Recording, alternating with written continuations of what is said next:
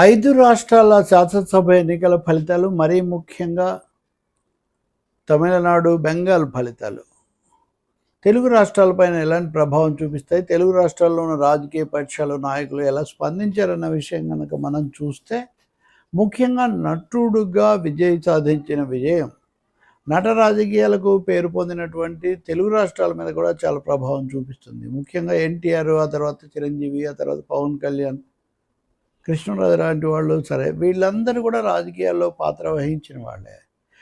కానీ ఈ సమయంలో పవన్ కళ్యాణ్ ఉప ముఖ్యమంత్రిగా ఉన్నారు.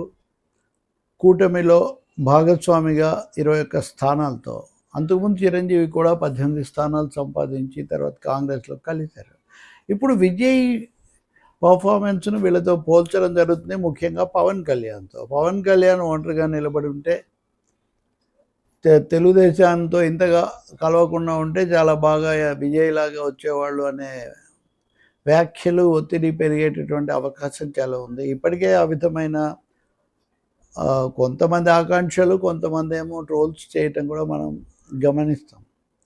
రెండో చంద్రబాబు నాయుడు, ఆయన బీజేపీ, ఎన్డీఏల మీద నమ్మకం ఉంచారు అనే విషయం చెప్పారు. మిగిలిన వాటి మీద అంతగా ఆయన స్పందించలేదు. తమిళనాడులో ఆయన వెళ్ళి ప్రచారం కూడా చేసి వచ్చారు కాబట్టి. రేవంత్ రెడ్డి గారు కూడా వెళ్ళారు, తెలంగాణ ముఖ్యమంత్రి. కానీ కేరళలో ఎట్లా కాంగ్రెస్ గెలిచే అవకాశం ఉంది, గెలిచింది యూడిఎఫ్. తమిళనాడులో ఈయన ప్రచారం అవి ఏమీ పని చేయలేదు. కాబట్టి తెలుగు రాష్ట్రాల ముఖ్యమంత్రులకు కూడా మిశ్రమ ఫలితాలే ఇక్కడ వచ్చాయి. కానీ చంద్రబాబు నాయుడు గెలిచినవి చెప్పి తమిళనాడును పక్కన పెట్టేశారు, దాని గురించి ఏం స్పందించలేదు. అది ఒకటి. విజయ్ ఎక్కడో జగన్మోహన్ రెడ్డి బొమ్మ పెట్టుకొని ప్రచారం చేశారు. అదే కాకుండా క్రిస్టియన్ అనేటటువంటి ప్రచారం కూడా కొన్ని దశల్లో చేసినప్పుడు దానికి దీటుగా నాకు అన్ని మతాలు ఒకటే అని ఆయన చెప్తూ వచ్చారు. 3 మత చిహ్నాలు కూడా ధరించారు. ఈ అంశం కూడా తెలుగు రాష్ట్రాల్లో తరచూ ప్రస్తావనకు వచ్చేది. ఏపీలో ప్రధాన అంశంగా ఉన్నది ఒకటి, తమిళనాడులో విజయ్ ఎన్నికలో అది కూడా వచ్చింది.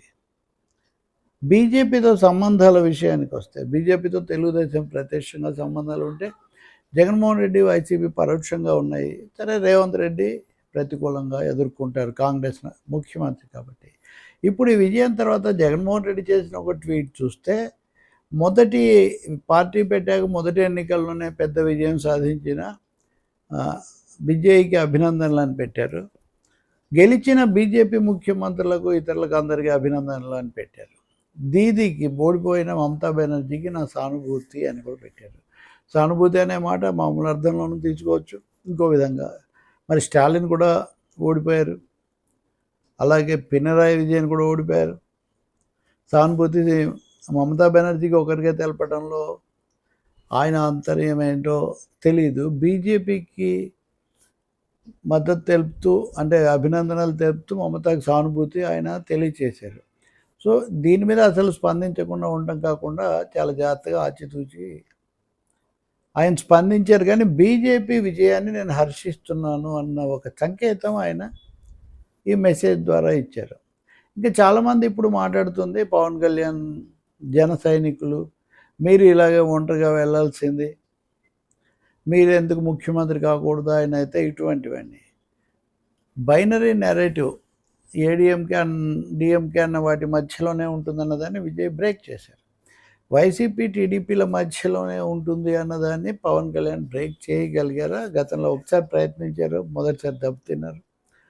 రెండోసారి పరిమితంగా జయప్రదమైనా కానీ ఉప ముఖ్యమంత్రిగా ఉన్నారు. ఇప్పుడు లోకేష్ కూడా ముఖ్యమంత్రి అయిన తర్వాత ఇంకో విధంగా ఉంటుంది. ఇప్పుడు విజయ్ ముఖ్యమంత్రి అవ్వడానికి కూడా ఈ పోలికలు ఇంకా పెంచుతుంది. అలాగే తెలంగాణను బీజేపీ టార్గెట్ చేస్తుంది ఈ విజయం తర్వాత అని అందరికీ తెలుసు. 10వ తారీఖున ప్రధానమంత్రి మోదీ హైదరాబాద్ వస్తున్నారు కూడా, తెలంగాణకు వస్తున్నారు కూడా.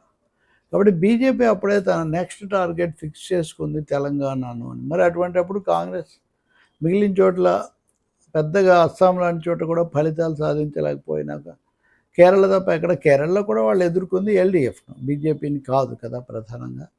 బీజేపీ, కాంగ్రెస్ కొంత కుమ్మక్కాయని కూడా ఎల్డీఎఫ్ ఆరోపణ కూడా ఉంది. సో ఇప్పుడు కాంగ్రెస్ ఎలా ఎదుర్కొంటుంది అన్న ప్రశ్న కూడా ముందుకు వస్తుంది.